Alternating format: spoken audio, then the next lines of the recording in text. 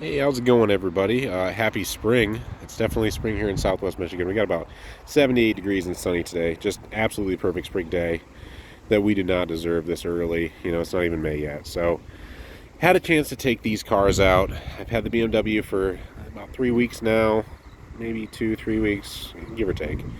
And the Corvette for a month or just a little longer. After liquidating the Scat Pack, I decided to take that money and put it into two cars that I thought were depreciation proof for the time being. I think that they're both stable. I don't think they're inflating in price massively. Maybe over the next decade, though. Not that it'll happen that long, but just comparatively to the Scat Pack, which I think is going to continue to depreciate. Anyhow, so I've had a chance to put some miles on both of these cars today. And the Corvette is actually, I just got it out of the bubble. I've got one of those car capsules. That's been in the bubble since, pretty much since I got the BMW. The Corvette needs some stuff. It needs rear wheel bearings. When I say needs, it doesn't need them badly. I'm just having it done. Upper and lower ball joints in the front, tie rods inner and outer in the front, rear tie rod ends as well, and a four-wheel alignment. So looking forward to that, just kind of tighten things up a little. And also 4 new Bilstein shocks. Decided to go with the B8 shocks. Stock on a standard suspension car like this would be B6s, but since it's lowered, I was reading, B8s are the Z51 shock, and they're recommended for lowered applications. So I'm going to try those out. But I'm excited for that, but I want to get a chance to really drive these cars back to back, which I have not done a lot of. And I started with the BMW, went and got gas in both cars. Started with BMW, went and got gas, cruised around, put about 40, 50 miles on it today.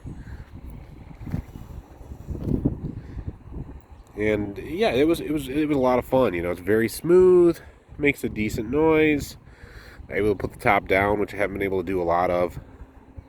It's a blast. But one thing is, really, with the top up in this car, it's pretty cramped. Like I've said before, it's about ND Miata level. I mean, it's way cooler than an ND or an NC or an NA for my opinion. But yeah, so you know, that's the one thing that I really noticed when I hopped into the Corvette was really the size. Corvettes C4s, these are small, but after spending some time in the M Roadster, even with the top down, the Corvette's a lot more spacious, and these seats are just absolutely comfortable. And I said before in my video, I think the ride quality on the M Roadster is a little better, and part of that could be because, you know, the C4, the LT4 is lowered, but the seats in this car overcome that. I mean, to a factor of probably 5. As far as overall comfort driving this car, it's much more comfortable overall. So driving them back to back, again, gas mileage fills up today, so averaging 21 in the BMW, and there's a lot of idle time in there because I've driven it to work a few times, warmed it up, whatever. The Corvette, not much idle time, pretty much all drive time, and I averaged 19. But a lot of that was around town and somewhat spirited, I suppose.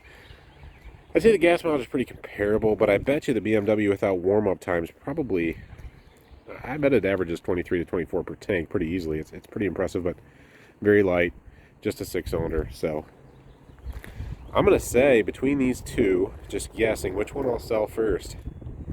Golly, I don't know. I don't know. I can say I'll probably drive the Vette more. I think once the Vette's going to the shop this week again for all the work I mentioned, plus the Bilstein B8s, which, you know, are recommended for lowered cars. They're the OEM shock on the Z51s. I think that and the alignment and everything and the inner and outer tie rod ends and the ball joints really going to tighten this car up. It's just a little loose right now, and it is slightly bouncy. Just a little bit bouncy. The shocks are probably kind of tired, and like I said, they're B6s, so we'll see. But yeah, honestly, the C4 is so damn fun. I have not had a car yet with the dollar amount factored in that is more fun, really. That is more fun. I did get my license plate frames this week. Call me a douchebag if you want. One for both cars. A lot of the reason why I got it, if it's worth anything, I really am a douchebag. I want people to know when they see this car that it's a manual and not a typical automatic C4 like most of them, but not that it really matters. because it really doesn't. But I do love these analog gauges on the Roadster. I mean, full instrumentation. So right now, as of right now, I've actually got more money in the BMW. I've got just over 17 grand in it with tires and registration. And I'm going to be doing an oil change soon, and every penny adds up, so I count them all. Unfortunately, the Corvette, I'm just going to have an obscene amount in. So, bought it for 15, did the tires, transmission service, oil change, registration, whatever. I was around, I think, where was I with all of that? In the 17-ish range, I think. No, it was closer to 16, like 15.7. So after the service, I'm having it done at the dealership because I'm an idiot. And you guys can roast me in the comments. This service, I'm going to pay the dealership to do, like I said, inner and outer tie rod ends in the front, upper and lower ball joints. The ball joints in these are bitch. They're a bitch. Look it up. You got to drill out some rivets and whatever. Rear wheel bearings, rear tie rod end links both sides in the back, four-wheel alignment. They're supplying the parts, except for the shocks I'm supplying, and they're also doing the shocks. That total with parts, it's gonna be like $4 grand. Yes, I know I'm stupid, but I really want to drive the car this summer. I don't have a lift. I don't want to do this work on the ground. It is what it is. So anyhow, that's gonna bring the total the total I have in this car to like $20,700, which is pretty obscene for a base LT4. But it does have new tires. I mean, it's really clean. It's really clean. It's only got 63,600 miles on it. I guess really what's more shocking than the fact that I'll have that much money into the car is the fact that I'm okay with it. Like, I don't mind. And like I said, I know you guys are going to roast me because there is no denying I could have a C5 Z06 in pretty decent condition for that money. I could have a lower end C6, probably not a manual, maybe a manual with some miles on it. God, it's crazy, right? I got C5, mid-level C5 Z06 money, certainly C5, clean C5 manual money, and maybe C6 money in it. So yes, roast me. But like I said, the craziest thing is, as cheap as I am, I just don't care. I think the miles I'm going to get out of it and the fun I'm going to have with it is going to make it worth it. Such a fantastic car. The BMW, I don't see myself having to put a lot into it. The rivets in the trunk are really good on this car, which is an issue with these if you look it up. They all look fine. They're even. None are popped. I wouldn't say there's any separation. You can see where the rivets are in the trunk, but again, you probably don't care. Look it up. There's a kit you can weld in and do the fix and stuff. It's somewhat expensive, like $3,000 to $4,000 to have it done. This car doesn't need it.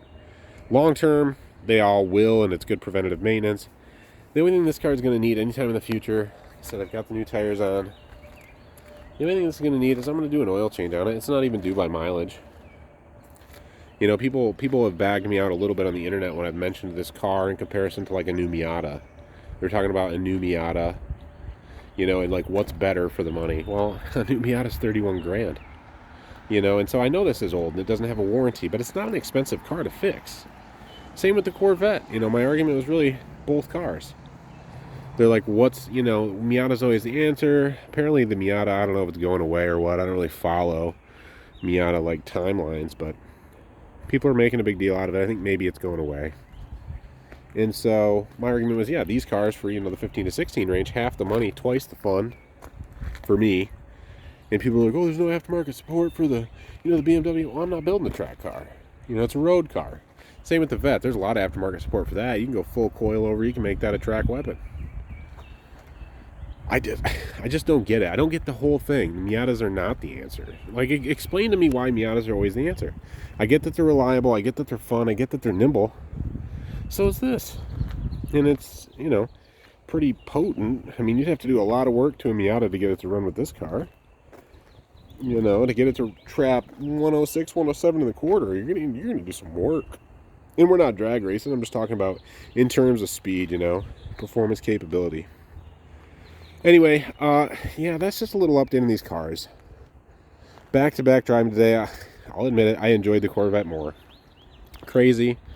You know, if you were to ask me in 2005 which one of these I'd want. It'd be the BMW 10 times over.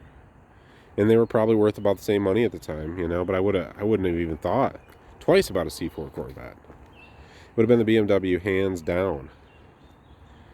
But today, I mean, I love both cars. I mean, the Beamer, just, I love the look, man. I love everything about it. I like driving it, but the C4 is more comfortable. It feels cooler. If you're going down the road, it just feels good. You get the parking lights on. I don't know, I'm one of those douchebags. Parking lights and fog lights. It just looks good. It feels good. Feels substantial. But again, yeah, so feel free to roast me. Yeah, I've got, as soon as this service is complete, I'll have 21 grand in this car. And I'll have 17 in this one. So literally sold the Scat Pack for 36 and put every penny of that and more into these two old cars. But they're not going down in value. That's the thing. So I'm curious. Final thought here. If you're going to comment anything relevant, yeah, roast me for the money. I mean, just shred me. Shred me for having that money in this vet. And then also, I'm curious how many of you think I'm a fool to have these two instead of the Scat Pack. I literally sold the Scat Pack for $1 grand less than I'll have into this pair very soon. But insurance combined between the two, full coverage, same deductible, is less than the Scat Pack per month for me through Liberty Mutual. So, all right, well, I guess that's it. Just a little update. Like I said, both cars performing well. Probably going to take them out for one more drive tonight. But right now, the Corvette is the reigning champ of fun. Fun per dollar and just fun in general. So, all right, yeah, hey, thanks for watching. I'm going to do an update soon. After I get the work done to the vet and the Bilsteins and everything in it, it's going to be sweet. And I'll do some updates and some driving videos and kind of share, you know, the improvements there, and another driving video for sure. So until then, enjoy, have fun, and you know, I'm really getting close to the 1,000 subscribers mark. So like, they can send me checks for 6 cents for my videos. It won't be any amount of money, but I need like 52. So if you're watching this and you give a damn about either of these cars or any of the stupid stuff I do, please subscribe, you know, and like and comment. I don't really care about that. You can do that, you know. I love the comments. I don't care about the likes. But definitely subscribe. Help me get to 1,000. And, you know, if you could do that, I really appreciate it. I really appreciate it a lot. And there'll be some more stuff coming up. I'm going to be doing exhaust in the Corvette too. I found a sweet vendor for exhaust. I'll fill you guys in on that on the next one. But fully chambered, C6 tips, $800 exhaust. No joke. Catback. Amazingly well made here in Michigan. Sound amazing. I don't think there's a better bang for buck in exhaust. I'll touch on that in the next one. If you have a question about that exhaust, I can disclose it in the comments. It's not a secret. I just don't have time. But that'll be coming up. So again, hey, appreciate it as always. Have fun. Comment, roast me. I love it. I enjoy it thoroughly. And let me know what you guys are doing to your cars this spring, because I'm curious about that too. Looking forward to this summer and this year, enjoying these cars. But all right, you guys have fun.